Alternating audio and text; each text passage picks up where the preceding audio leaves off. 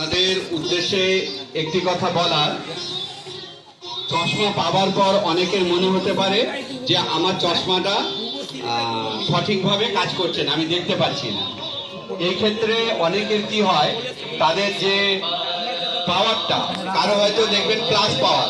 যেদিন আমাদের ক্যাম্প হয়েছিল, ডাক্তারবাবু আপনাদের বলেছিলেন যে আপনি শুধু মোবাইল দেখার সময়, বই পড়ার সময়, মায়েদের বলেছিলেন যে আপনারা শুধু সেলাই করার সময়, এই সময় চশমাটা পরবেন যাদের প্লাস পাওয়ার।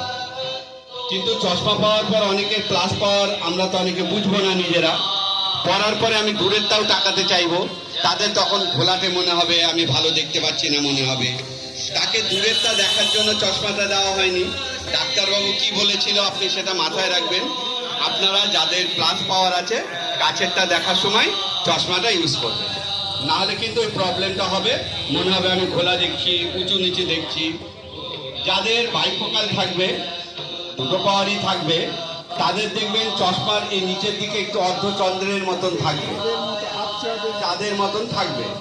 তারা কাছেরটা দেখার সময় ওই অর্ধচন্দ্রের ওই কাছের ওই জায়গাটার থেকে দেখবেন, আর দূরেরটা দেখার সময় উপরের পোর্শন দিয়ে দেখবেন, তাহলে কোনো প্রবলেম হবে না, আপনাকে বুঝে ইউজ করতে হবে। আর আমরা যে চশমাটা আপনাদের দিচ্ছি, চশমার উপরে দেখবেন একটি প্রেসক্রিপশন আছে, এটার মধ্যে আপনার পাওয়ারটা লেখা থাকবে। এই যে পাওয়ারটা লেখা থাকছে, এই পাওয়ারটা আপনি যত্ন করে রেখে দেবেন।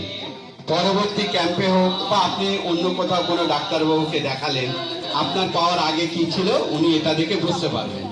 অথবা আপনার হয়তো চশমা পড়ে গিয়ে একটা গ্লাস ভেঙে গেল, আপনি জাস্ট ওই একটা গ্লাসই আবার তৈরি করে চশমাটাকে নতুন করে নিতে পারবেন, এবং একদম মিনিমাম কস্টে। এই জন্য আপনারা এই কাগজটাও হারাবেন না। আর প্রথমে যারা ফার্স্ট টাইম চশমা পরছেন, আগে কখনো চশমা পরার প্রয়োজন হয়নি, এই প্রথম চশমা পরছেন, তাদের ক্ষেত্রে আর একটা সমস্যা হতে পারে, অ্যাডজাস্ট হতে 3-4 দিন সময় লাগবে। আজকেই পরেই আপনি যে সব ঠিকঠাক হয়ে গেল ভাববেন না, হয়তো একটু মনে হতে পারে, একটু অস্বস্তি লাগতে পারে। প্রথমে 2 ঘন্টা পড়লেন, তারপরে 3 ঘন্টা পড়লেন, তারপরে দিন 4 ঘন্টা পড়লেন, এইভাবে আপনি চশমা পরার অভ্যাসটা করবেন। চশমাটা কিন্তু আপনারা ফেলে রাখবেন না, যে আমার অসুবিধা হচ্ছে, একটা সম্পদ আমি পেয়ে গেছি ফেলে রাখলাম, তাহলে আমাদের উদ্দেশ্যটা সফল হবে না। আর একটা বিষয় বলছি, আমাদের এখানে তো আমরা কথা দিয়েছিলাম যে সম্পূর্ণ বিনামূল্যে আই চেক আপ ক্যাম্প, সম্পূর্ণ বিনামূল্যে চশমা প্রদান। আপনাদের কারো কাছ থেকে